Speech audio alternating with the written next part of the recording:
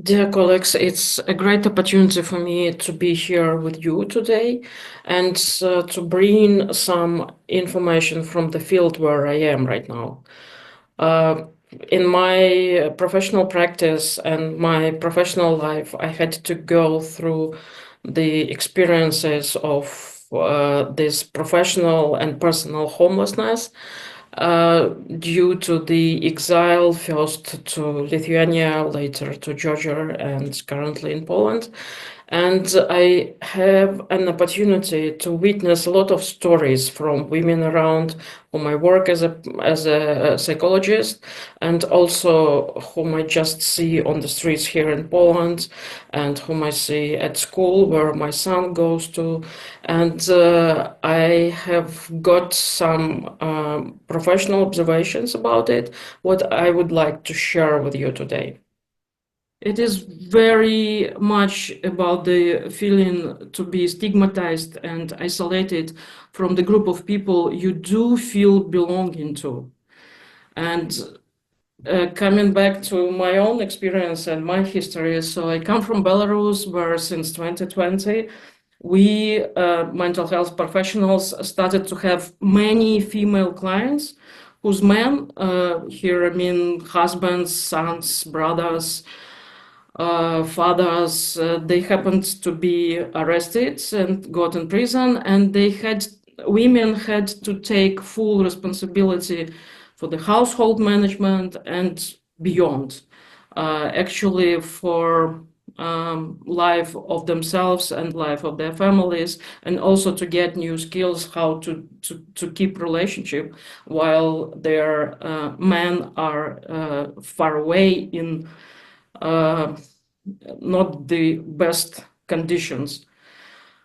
And the metaphor what I have when I remember those first years, 2020, 2022, about clients what I've got in Belarus is that women took the fallen flag to keep going. And they had no idea where to go, but somehow their female intuition kept them moving forward, and somehow it worked.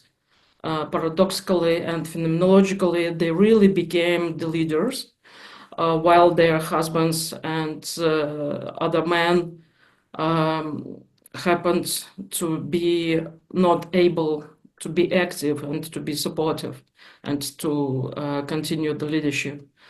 So my observation from inside and also from the experiences of my clients was that the phenomenon of strength and dignity of women in many ways took place as a positive outcome of the not so positive situation occurred.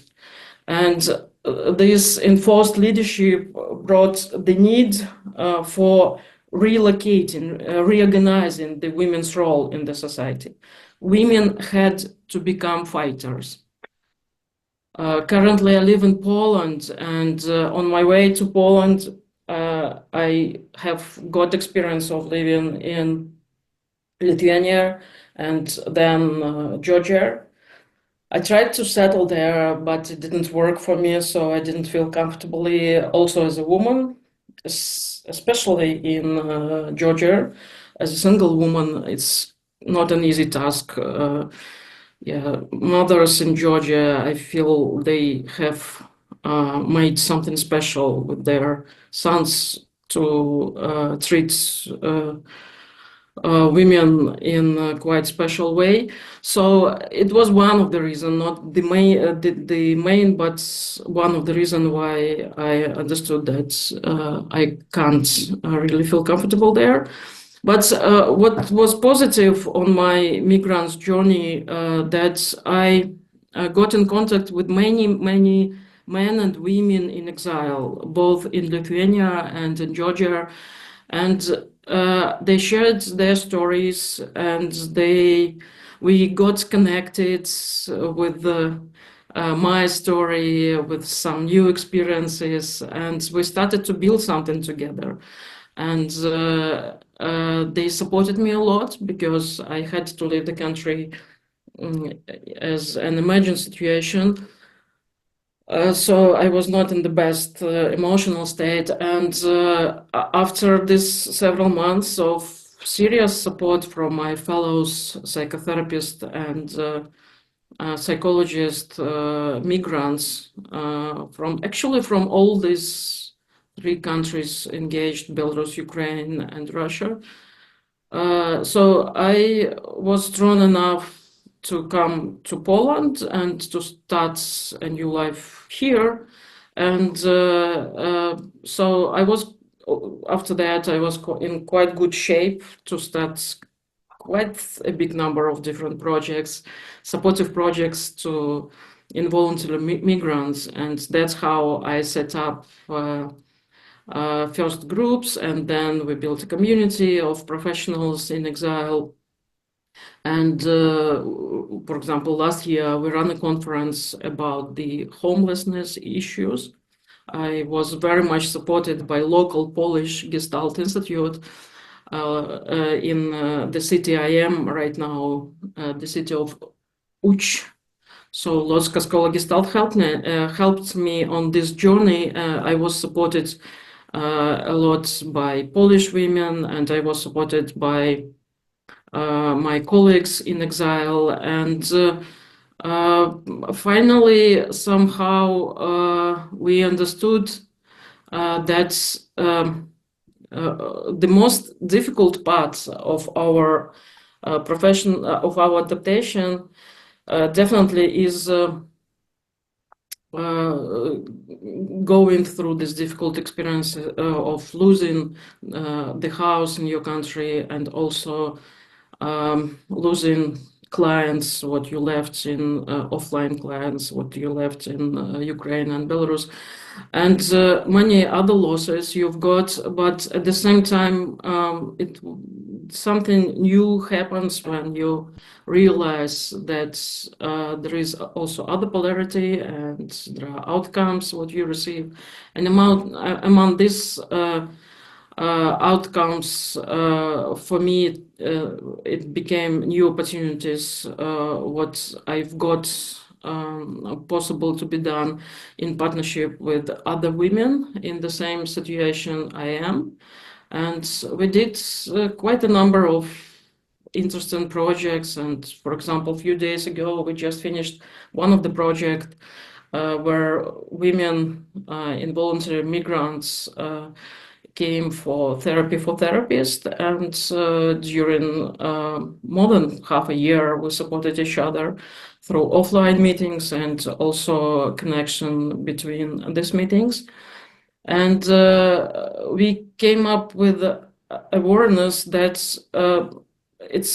we really need more support in professional concepts, because due to this war experience, we have lost understanding what people mean when they say peace, what people mean when they say humanity, what people mean when they say even dialogue. Actually, it's quite difficult, because very often we feel that we are enforced somehow to be in the frameworks of so-called humanistic, accepted human beings.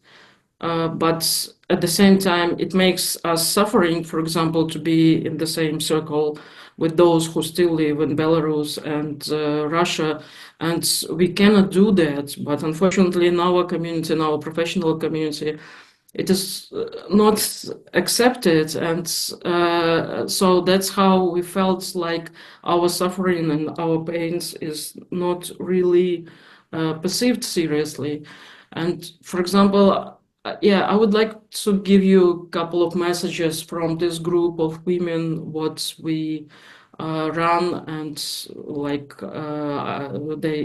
here we had 20 women together from different cities of Poland and also Germany and Netherlands. All of them are involuntary migrants from Ukraine and Belarus.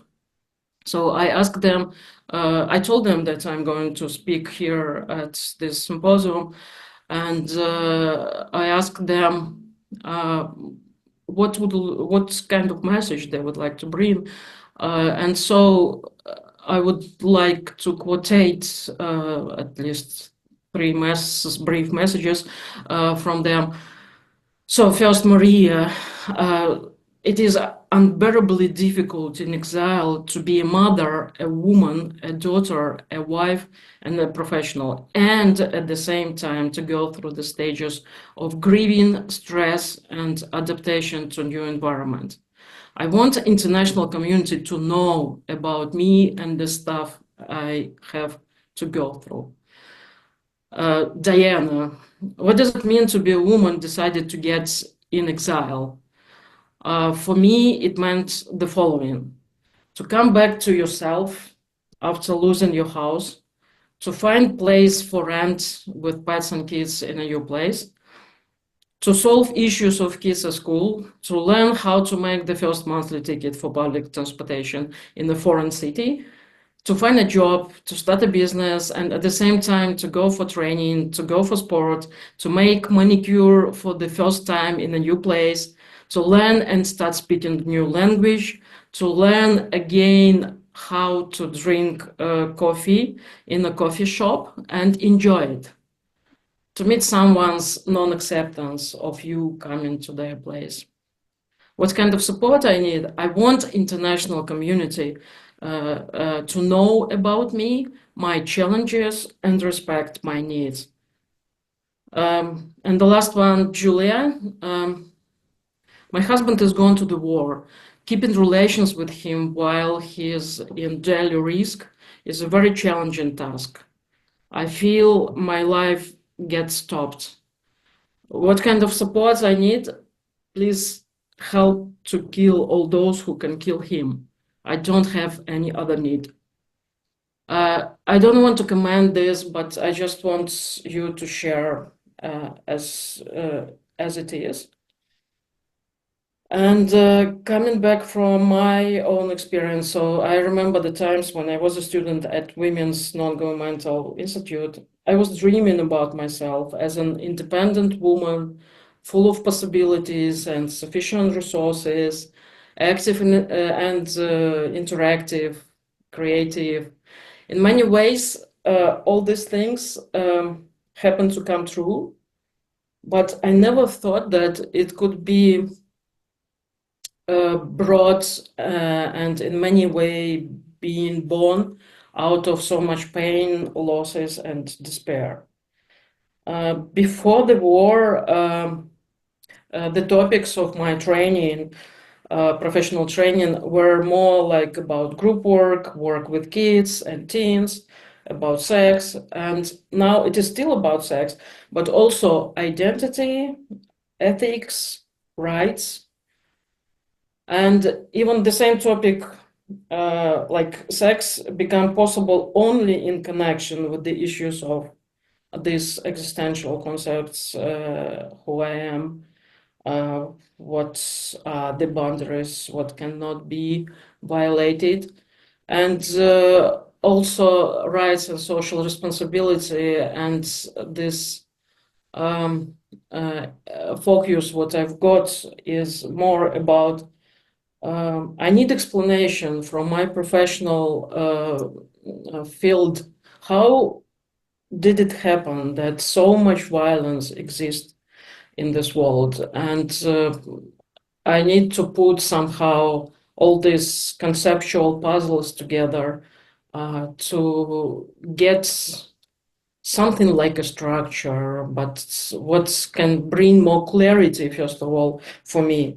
What is the continuation of all these figures of totalitarian nature, how they got born in the place where I happen to be born as well, and what the previous generation did for that, and what kind of stuff we will give to the ones who are our kids right now. So currently I spend quite a lot of time and efforts in professional experts group and professional committees on human rights and social responsibility, where I'm trying to find answers or at least some fresh ideas to the stuck issues we face as professionals, women, and as human beings. I used to be a leader before the war, but now I feel myself quite differently as a leader, as if it's not a privilege, it's more like a survival mode right now for me. I'm choosing it, but at the same time, I'm pushed in making this choice to be a leader.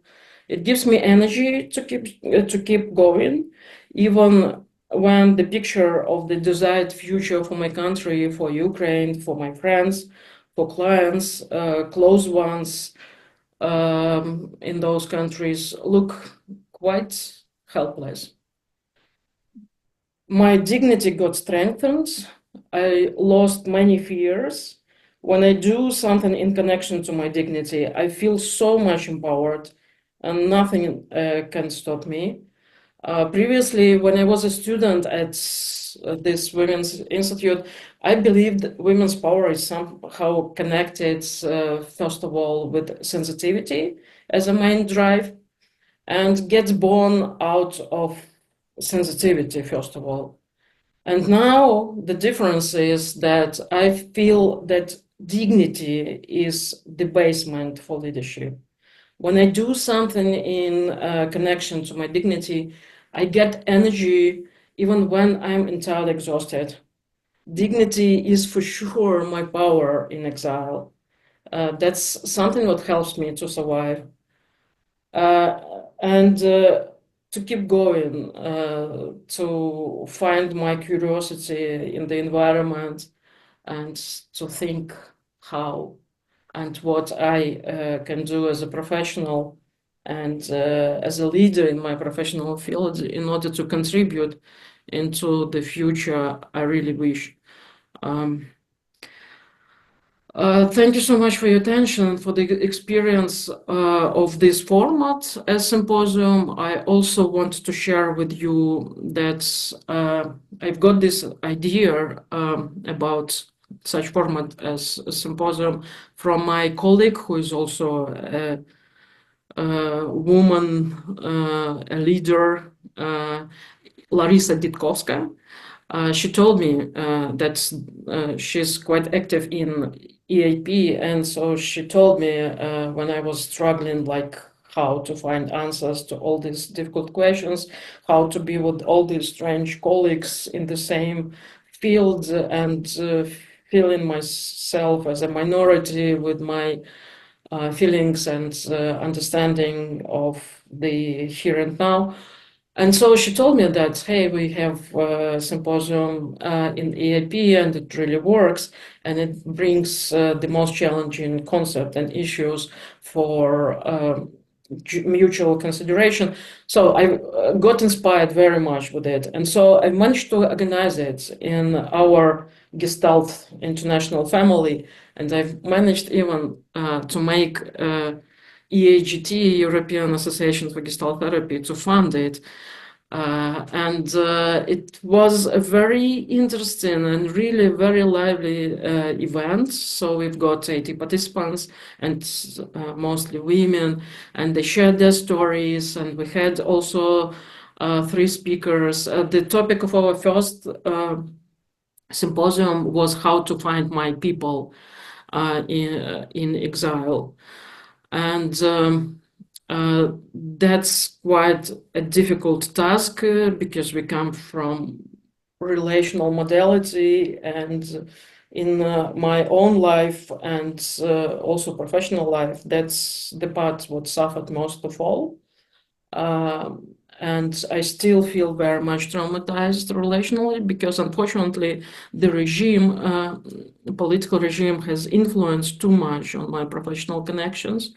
And I lost many colleagues. I lost the institute. I've been one of the co-founder and owner of the biggest institute in Belarus. So it got closed down, and the fact that I live abroad, so it makes difficulties for me to start contacting, because I don't know if I'm welcomed or not, and for others because of fears. And so actually, it's also difficult what I see among my Ukrainian colleagues. There are many splits between those who decided to escape risks and to leave the country, and those who decided to stay in the country, and and some others as well. And so among all these relational splits, it's quite difficult to find the ways to get supported from the human beings around you. And Symposium really worked. So we got people from different countries, from Ukraine and from Europe, and we organized translation through volunteers, and people were so much grateful and happy with this format that we decided also to follow your example and to make it on regular basis. So now we are discussing what will be the next topic. Um, and Well, uh, this is wonderful. This is wonderful to hear yeah, that our symposiums have helped to inspire your symposium, and now that's going to become a series of symposiums. And yeah, and it's very good that Larissa introduced you to us so that you could speak to us today. You can see lots of comments, people saying thank you to you for sharing your experience so much. And I'm really struck with your words strength and dignity, two really important words. And then also when you said that you have noticed that when you're able to hold dignity, it's energizing. It actually absolutely. Yeah. enables and energizes you, which is a wonderful and very true discovery. And I hope that that continues to be true for you as you go forward in your work. Yeah, thank you so much, Yeah. Patricia. And I want to thank to EAP for leadership in professional field in supporting Ukraine. Because in my professional field, I often feel myself as a minority. And so I'm very happy at least to know that there is professional field what is clear about position, what is clear about verbalizing your support to Ukraine. Yeah.